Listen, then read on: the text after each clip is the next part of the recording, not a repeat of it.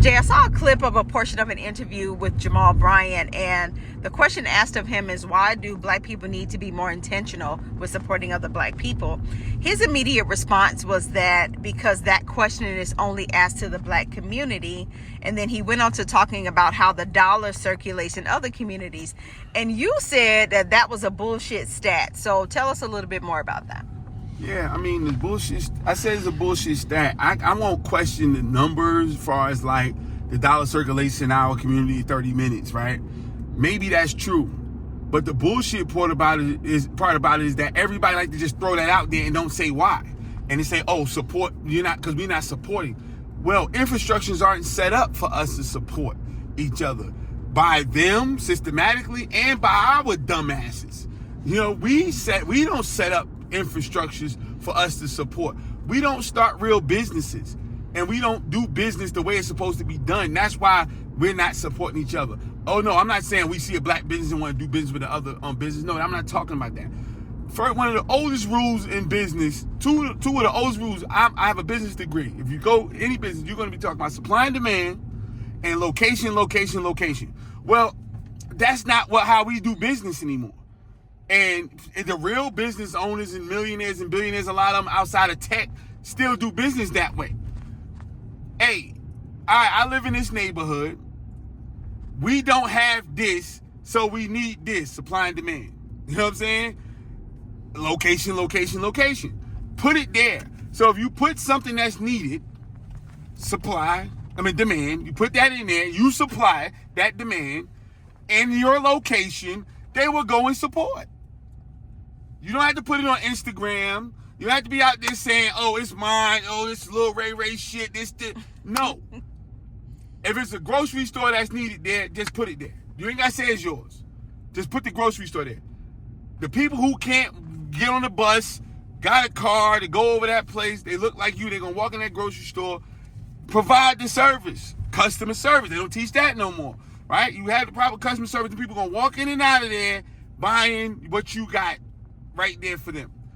But as long as we're trying to be the best internet business that doesn't have a location, doing shit that everybody's doing, so it's no supply and demand has been established, and then you don't have to deal with people, so you don't learn how to do customer service, we're not helping our cause, not one bit. And so we got to stop saying that shit. Then just buying from a black business doesn't help nothing. We're not manufacturing anything. We're not creating shit. We're not getting into that business. Why? Because manufacturing businesses aren't being moved on social media. So we can't do that. Create the fucking manufacturing company so now you are buying even without you knowing that you're buying from a black company. Because again, a lot of times in our community, especially in America, we got to know who we're buying from. And that's when we start to do it. But then we go to Walmart every day with no problem. Go to Kroger every day, Target with no problem. All these places, you don't even ask who own it. You don't even know these people. You know what I'm saying? Why? Because they know they're strategically placing their businesses in your community. They know the shit that they have in there you need. They're doing the research. They're looking at the demographics. They're looking at how much money is being who makes what in this area, what jobs. They're looking at census. They're looking at every fucking thing before they start a business. And they're strategically placing those businesses in a place where you have no other choice but to support.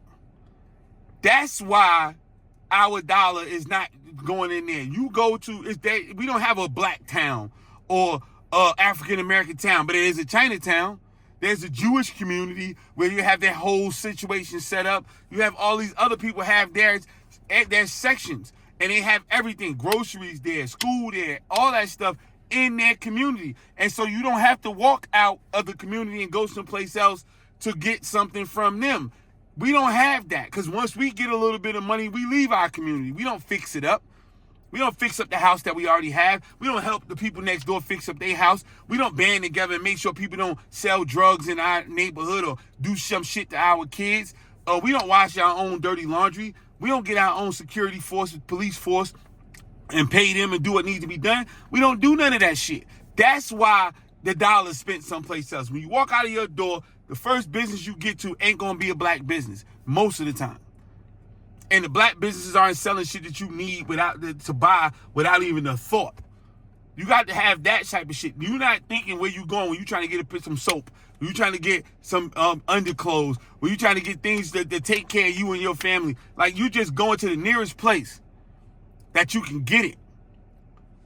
And that's when you start to see, if black businesses were created like that in this country, we wouldn't ask that question, and that stat would change. That's why I call it a bullshit stat. The numbers can be the numbers, but we can't just keep throwing out this arbitrary bullshit and not really tell people what's really going on and how we can actually make just have solution-based conversations and say, how can we fix this? Not just all the shit that's going wrong.